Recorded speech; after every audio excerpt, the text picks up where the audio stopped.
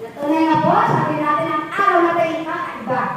Dahil Christmas party ng Set My Spirit Free Community. Christmas Fellowship Party. Fellowship Party. Yan. Christmas Fellowship Party. Kaya kakaiba eh. Kakaiba nga. Opo, no? Kakaiba. Bago may pupunta, dahil lang magsalita mo muna. O, tingnan na, brother. Oo. Paano napatuktok ng ating Hindi mo, namumblema ako. Uwi-uwi ko. Talaga pag tumatanda na. Ang ating pong celebration ay Christmas Fellowship Party. Christmas Fellowship Party. Ano ba ibig sabihin ng fellowship? Meron tayong Kaisahan. kaisahan Kaisahan. sa Panginoon. Una sa Panginoon, pangalawa sa ating kapwa. Para tayo ay maging kaisa ng Panginoon, kailangan siyempre tayo ay magaganda. Siyempre, sino ba rito ang hindi At maganda? pangalawa, At maganda. mabait. Ayan. Maganda, ha? Mabait. Ayan.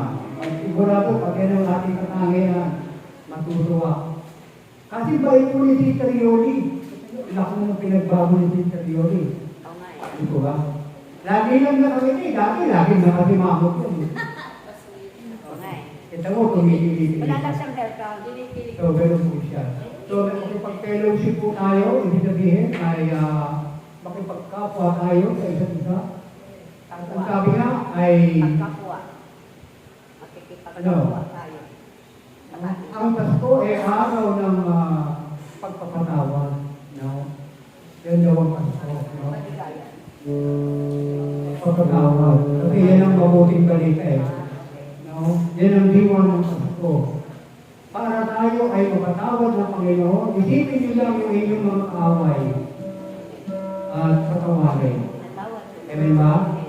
Pangalawa, ang diwa ng Pasko ay pagmamahalan. Ano ba ibig sabihin ng pagmamahalan? Nanay ko rin, marunong ka bang magmahal? Opo.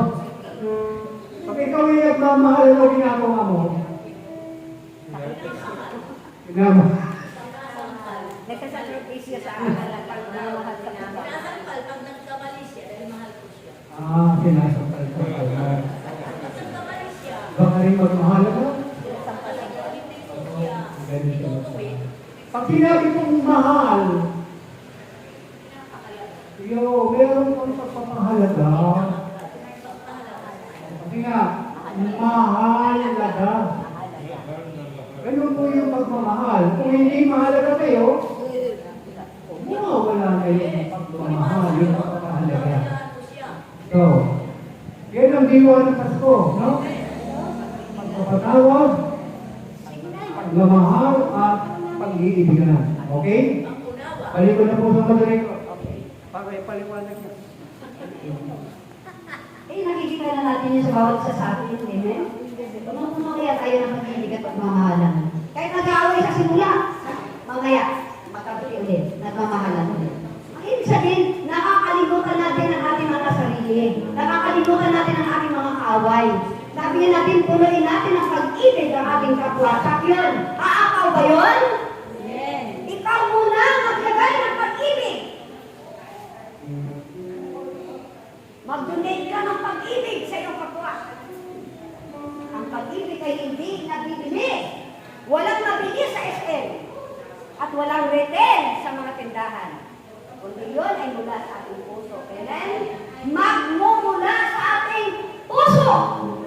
Na kung puno-puno ka ng pag-ibig, aakaw yan. Diyak nadadaloy sa mga daraanan natin. Diyak ang mga kadampot ng makalat. Ang ating mga kapatid, ang ating ibig sabihin, na sabi natin, kung hindi man maganda ang simula natin, tatapusin ang ating Ama sa maganda pagpapahalaga sa bawat isa. Dahil mahalaga ang ating kapwa, mahalaga ang ating mga kapatid na nandito ngayon. Kaya nga, sabi nga natin, sa bawat pinupuntahan natin mga okasyon ngayon, punong-puno ng pag-ibigan at kasamahan.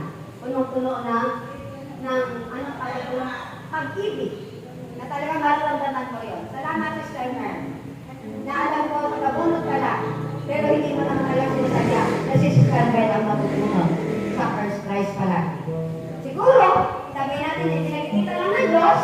sa bawat isa sa atin, kung ako ay patuloy na binibigyan ng pagpapala ng isang araw at ngalang araw, hindi naman lahat ng araw. Kailangan tanggapin mo yun. Amen? Kailangan matanggap mo yun na mayroong pag-ibig. Amen? Ay yung ginagawa ba natin ito, pagsasakripisyo ba ito? Pagsasakripisyo natin sa ating pamilya. Kaya nga, ikaw muna, ako muna, ang magsasakripisyo para ang ating mga anak na ating mga kasunod ay pagkakalain ng ating buhay na Panginoon. Palakpakan po natin ang malakas na malakas ng ating buhay na Panginoon. Maraming salamat po! Kaya hindi tayo nananawa sa pagpapalakpak sa ating Panginoon. Kaya nga, marami talagang pagpapala na dumating na sa buhay natin. Kung pinahintulutan yung mga bagay na yan, tulad ni Junel, mahalang ganun. Ganon kasakit. Ganon kasakit. O baka sabihin pa ni Junel, ay, tulog pa ako. Pero ngayon, doon sa pagkabagsa ngayon, maraming ibig sabihin yun. Amen? Ito lang ako anak eh. Ito lang. Balang araw, makakasama rin natin dito ang ating anak. Amen? Dahil yan talaga yung aking partner noong araw. Lahat ng mga binubuhat, siya lahat ang nagbubuhat. Talagang nagsakripisyo rin si Brother Joel noong binasa siya. Kaya nga nakuha niya, Crystal Kenny. Wala na akong microphone, pero malakas pa rin ang boses ko.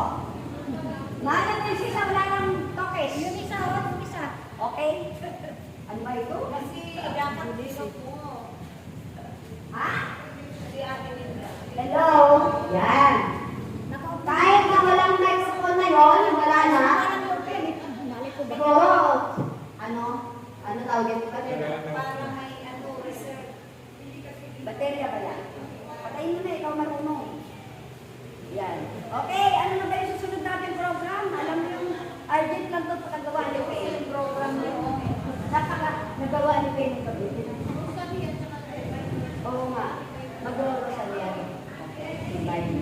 Hindi mo na kayo magkanariya? Okay. Mga ina.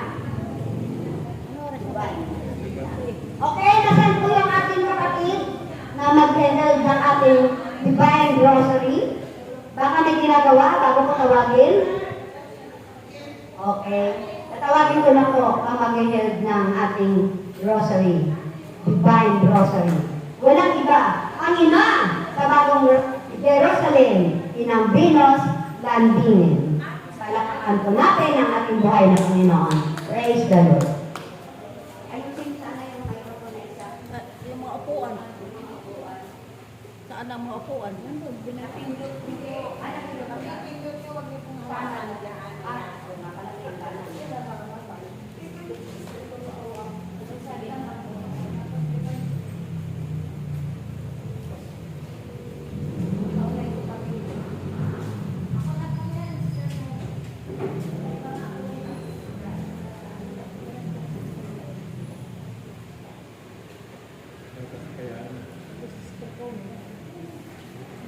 Kala ko, ikaw, ito na anak ko.